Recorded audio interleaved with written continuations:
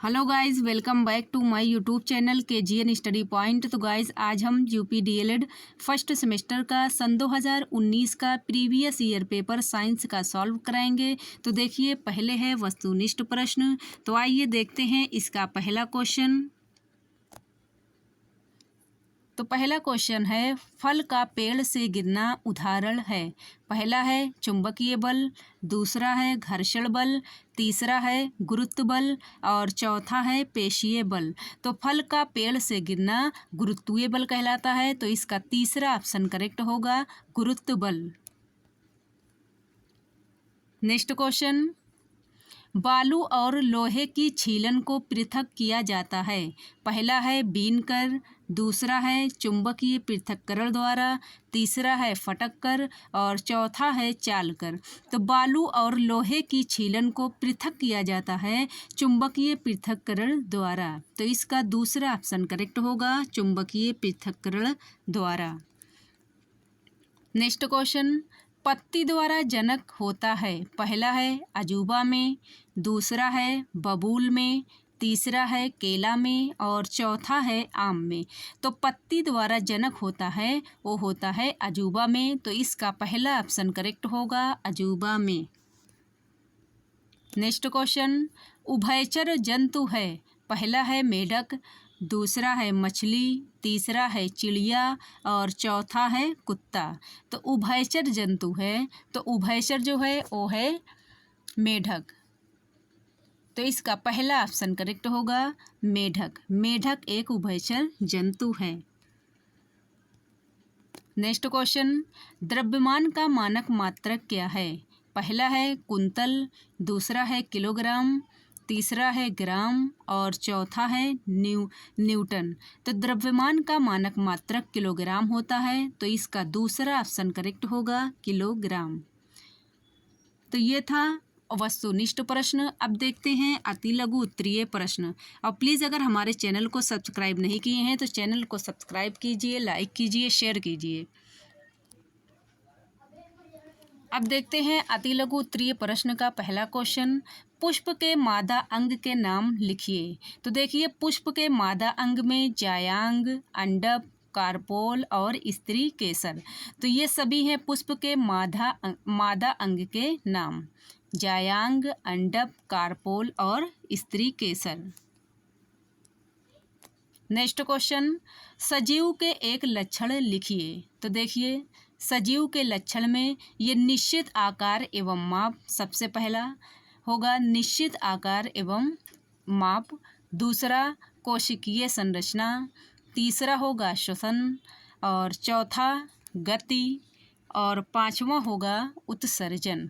तो ये सभी हैं सजीव के एक लक्षण।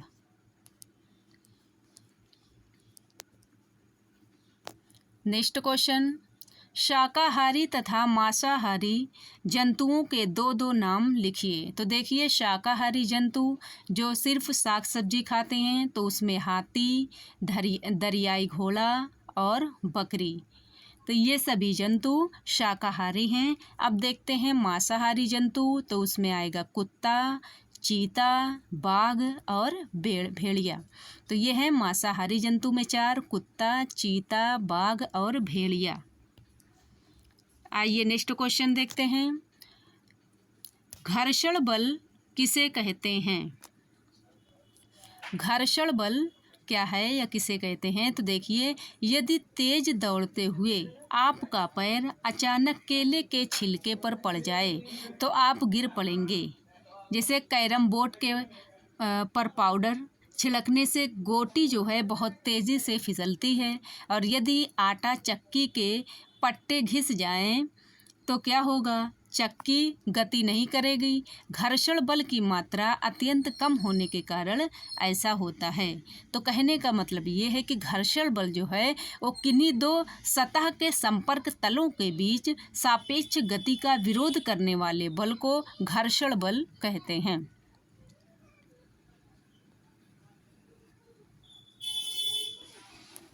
नेक्स्ट क्वेश्चन, पदार्थ की कितनी भौतिक अवस्थाएं हैं। तो पदार्थ की तीन भौतिक अवस्थाएं हैं, ठोस, द्रव एवं गैस। तो ये तीन हैं पदार्थ की भौतिक अवस्थाएं, ठोस, द्रव और गैस। नेक्स्ट क्वेश्चन, समय का मानक मात्रक क्या है? तो समय का मानक मात्रक सेकंड होता है। तो ये था अति लघु उत्तरीय प्रश्न का लास्ट क्वेश्चन। अब देखते हैं लघु उत्तरीय प्रश्न। तो देखिए लघु उत्तरीय प्रश्न का पहला क्वेश्चन, गति किसे कहते हैं? गति के प्रकार लिखिए। तो गति क्या है? यदि कोई वस्तु अन्य वस्तुओं की तुलना में समय के सापेक्ष में स्थान परिवर्तन करती है तो वस्तु की इस अवस्था को गति कहा जाता है। सामान्य शब्दों में समझिए कि वस्तु की स्थिति में परिवर्तन गति कहलाती है। किसी भी वस्तु की स्थिति में परिवर्तन गति कहलाती है। और गति के प्रकार में हो जाएगा सरल रेखीय गति, वृत्तीय गति, घूर्णन गति, दोलन गति, आवर्ती गति और प्रक्षेप गति। तो ये हैं गति के प्रकार।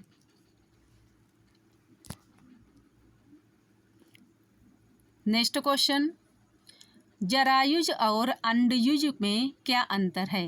तो जरायुज क्या होता है? वह शिशु जीव जो खेली में लिपटा हुआ पैदा होता है, जैसे मनुष्य। तो वह शिशु जीव जो खेली में लिपटा हुआ पैदा होता है उन्हें जरायुज कहते हैं, जैसे मनुष्य। और अंडयुज में होगा वो जीव जो अंडे देते हैं, अंडयुज कहलाते हैं। तो अंडे देने में एग्जाम्पल में आप लिख सकते हैं जैसे कछुआ, सांप, पक्षी आदि। तो ये सभी जो है कछुआ, सांप, पक्षी, ये सब अंडे देते हैं।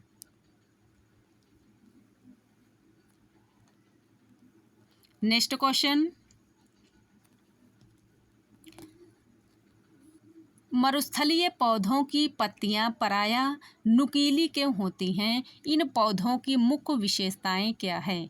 तो देखिए पत्तियों की सतह से पानी निरंतर वाष्प बनकर उड़ता रहता है। मरुस्थलों में पानी की कमी के कारण वहाँ का वातावरण शुष्क होता है, अतः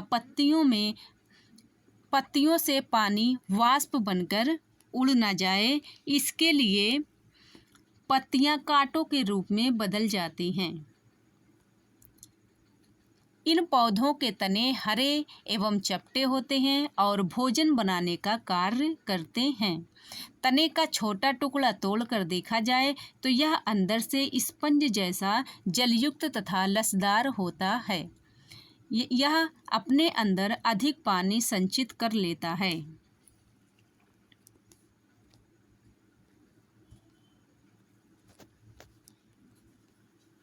यह अपने अंदर अधिक पानी संचित कर लेता है और कांटे जैसी संरचनाएं जल की हानि को कम कर देती हैं और चरने वाले जंतुओं से पौधे की रक्षा भी करती हैं।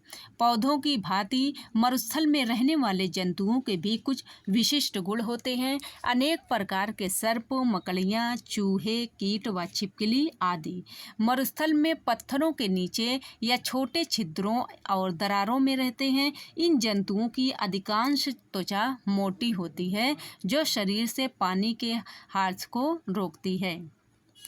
तो ये थे मरुस्थलीय पौधों की पत्तियां प्रायः नुकीली क्यों होती है, उस पौधे की मुख्य विशेषता थी। तो अब देखते हैं नेक्स्ट क्वेश्चन, पुष्प के कितने भाग होते हैं? प्रत्येक का नाम लिखिए। तो पुष्प के 4 भाग होते हैं, बाह्य दलपुंज, दलपुंज, पुमंग और जायांग। तो ये हैं पुष्प के भाग। नेक्स्ट क्वेश्चन, तंबाकू के सेवन से होने वाली 2 हानियाँ लिखिए। तो देखिए तंबाकू के सेवन से होने वाली 2 हानियाँ, पहला होगा तंबाकू के सेवन से दमा हो जाता है और दूसरा तंबाकू के सेवन से कैंसर हो जाता है। तो ये है तंबाकू के सेवन से होने वाली 2 हानियाँ।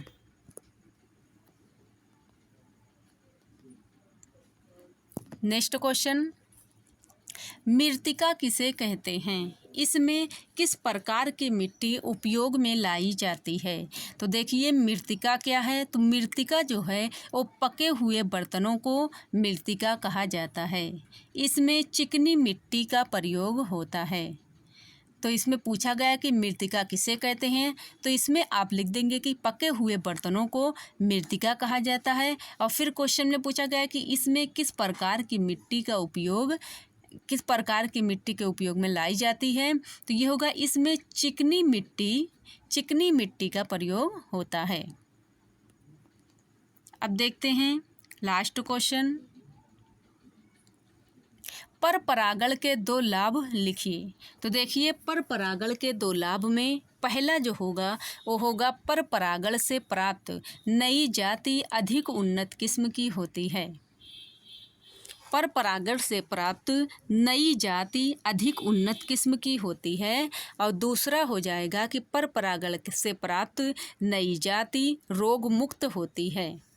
तो आप लिख सकते हैं पहला, पर परागण से प्राप्त नई जाति अधिक उन्नत किस्म की होती है, और दूसरा होगा पर परागण से प्राप्त नई जाति रोग मुक्त होती है।